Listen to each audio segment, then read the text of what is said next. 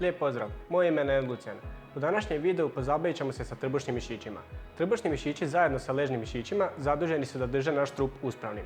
Ukoliko sjedimo pogrbljeno, naši trbušni mišići ne rade dovoljno i kao posljedica toga može biti hiperlordoza, odnosno pretjerana zakrivljenost kičme.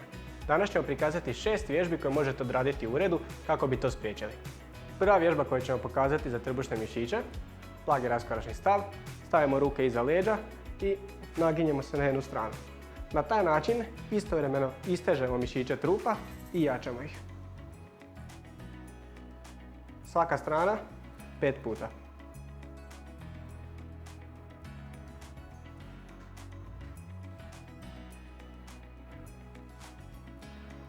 Za sljedeću vježbu, da nam ne bi bilo prejednostavno, možemo uzeti nekakav teret, poput boce vode, i stanemo opet raskoračni stav i radimo samo trbušnjake kao bočne na jednu stranu. Znači uz nogu spuštamo i dižemo gore. Ponoviti svaku stranu 10 puta. Ukoliko vam je ovo prejednostavno ili nemate bocu vode, možete uzeti bilo što možete pronaći u uredu. Primjerice torbu. Uhvatimo torbu za ručku i radimo. Znači nastavimo tijelo držati cijelo vrijeme uspravno, samo spuštamo koliko možemo, vratimo nazad. Ponoviti svaku stranu 10 puta. Sljedeća vježba, uzet ću nazad svoju bocu vode, stavimo ruke ispred sebe, idemo na jednu stranu, vratimo nazad na drugu. Uvijek napraviti kratku trenutnu pauzu u sredini, na taj način ćemo maksimalno angažirati naše mišiće.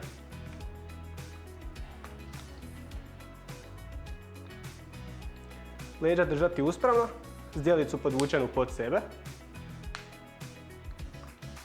I na svaku stranu napraviti 10 puta.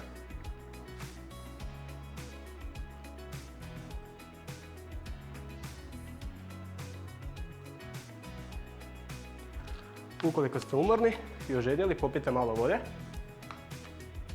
Jako je bitno piti vodu tokom treninga. Sad možemo nastaviti dalje. Uzet ćemo našu stolicu. Sjesti na nju uspravno. Ruke iza leđa. Zdjelica podvučena, leđa ravno. I radimo sjedeće trbušnjake na stolici. Znači, ruke na laktove i uspravimo se gore.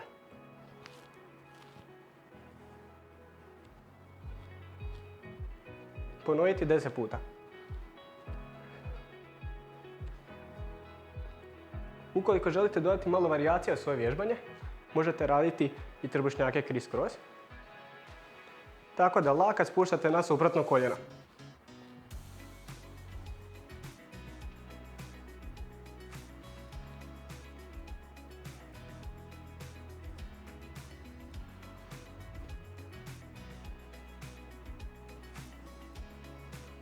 Sljedeća vježba. Odmaknemo se na rub stolice. Koljena savijena po 90. Ruke stavimo iza leđa, leđa uspravno. I lagano se naginjemo prema nazad koliko možemo. Kada dođemo do točke gdje osjetimo da ne možemo više, vratimo se u početni položaj. Zadržimo sekundu, dvije, vratimo se u početni položaj. Ovu vježbu ponoviti 10 puta.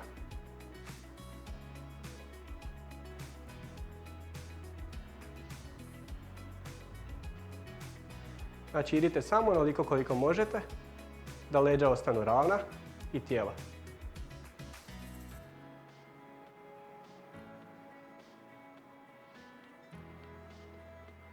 Uvucite stomak koliko god možete. I još 2 puta.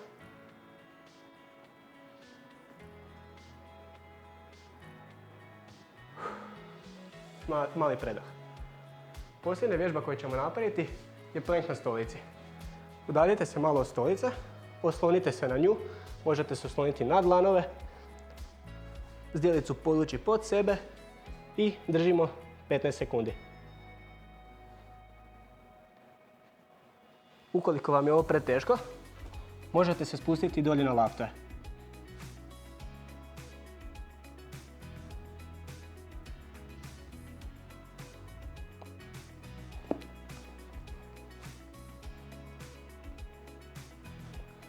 To bi bilo sve za današnji video.